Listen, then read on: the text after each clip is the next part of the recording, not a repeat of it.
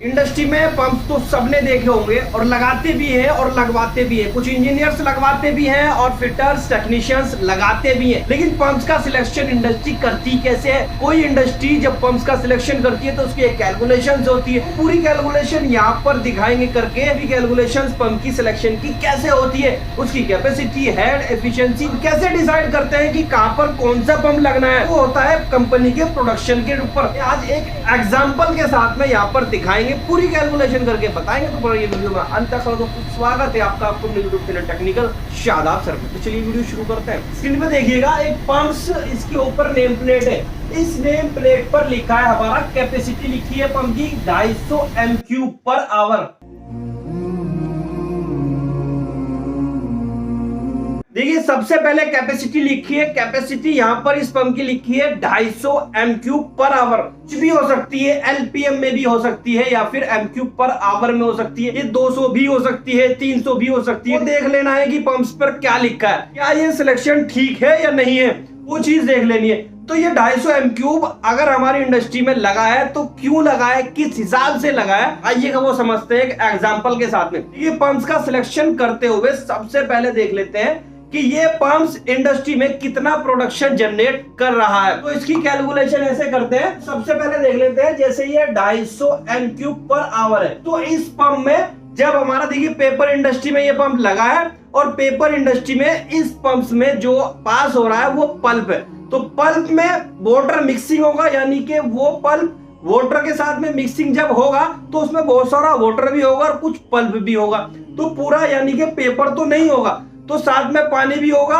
और देख लेना है कि वो कितना पानी है और कितना उसमें पल्प है। ये फॉर एग्जांपल जहां पर ये पंप लगा है वहां पर 4% की कंसिस्टेंसी है, तो इसको मल्टीपल कर देंगे 4 से। अब ये कंसिस्टेंसी होता क्या है, जैसे ये 4% की कंसिस्टेंसी है तो इसका मतलब ये है 100 किलो मिक्सचर होकर इस पंप से गुजर रहा है। तो 100 किलो में 4% यानी कि 4 किलो ही हमारा पल्प है, यानी कि उसके अंदर जो पेपर होगा वो 4 किलो होगा, बाकी जो उसमें 96 केजी होगा वो उसमें वाटर होगा। ये बात याद रखेंगे। तो 4% की कंसिस्टेंसी का ये मतलब है कि उसमें बाकी तो पानी है।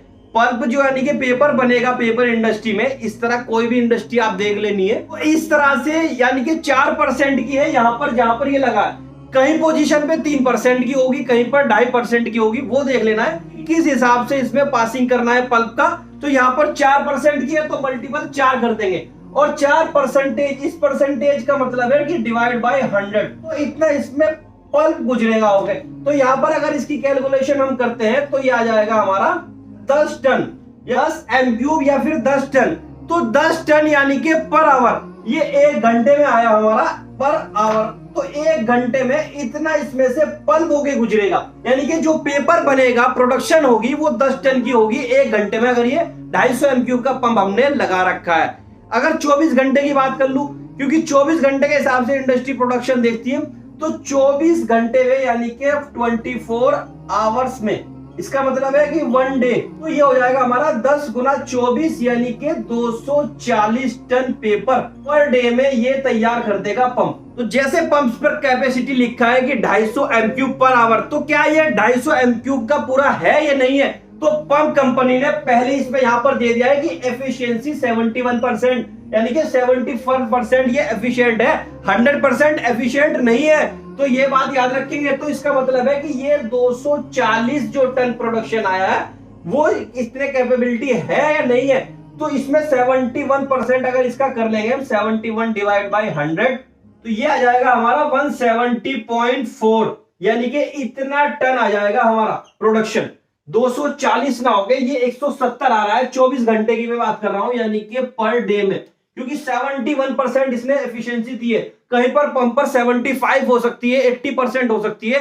ज्यादातर अगर किसी पंप पर एफिशिएंसी नहीं भी लिखी या कहीं पर 80% भी लिखी है तो भी मैं 70% ही लेकर चलता हूं, क्योंकि 70% एक स्टैंडर्ड है एफिशिएंट होने का। किसी भी पंप की एफिशिएंसी 71 ले ली मैंने यहाँ पर, तो यहाँ पर 170 प्रोडक्शन ही आ रहा है। अब यहाँ पर जो इंडस्ट्री में ये प्रोडक्शन चाहिए हमें, यानी कि ये इंडस्ट्री जितना प्रोडक्शन जनरेट कर रही है 24 घंटे में, वो 120 टन कर रही है पर डे में। तो ये इतनी कैपेसिटी का पंप है, यानी कि ज्यादा कैपेसिटी का पंप हो गया।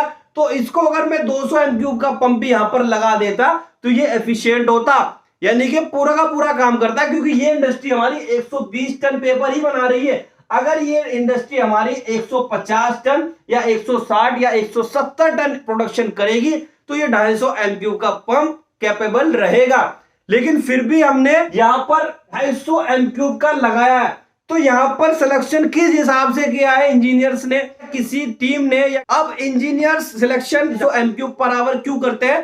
क्योंकि देखो ये 200 एमक्यूब हो सकता था, 200 एमक्यूब पर आवर, क्योंकि यहां पर 120 टन चाहिए और ये 200 एमक्यूब आराम से इतना बना देगा, बल्कि 130 और 35 ही बनाएगा, ज्यादा ही बनाएगा, इतना तो आराम से बना देगा। फिर भी 170 कैपेसिटी के हिसाब से क्यों लिया, यानी कि 250 एमक्यूब क्यों लिया? 250 एमक्यूब बड़ा पंप ले लिया हमने, तो उसके हिसाब से मोटर भी बड़ी कैपेसिटी की हो जाएगी, पावर ज्यादा यूज हो रही है।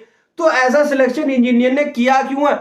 क्योंकि ये वाला पंप हमारा 250 एमक्यूब का पूरे के पूरे 24 घंटे नहीं चलता, बीच में बंद भी होता है। तो अगर बंद हो रहा है हमारा, कितने टाइम के लिए बंद हो रहा है, उस हिसाब से बड़े कैपेसिटी का पंप रखा है। जैसे 200 की जगह यहाँ पर 250 का रखा है। लेकिन अगर आपका पंप 24 घंटे चल रहा है तो आपको उतनी ही कैपेसिटी का पंप रखना है।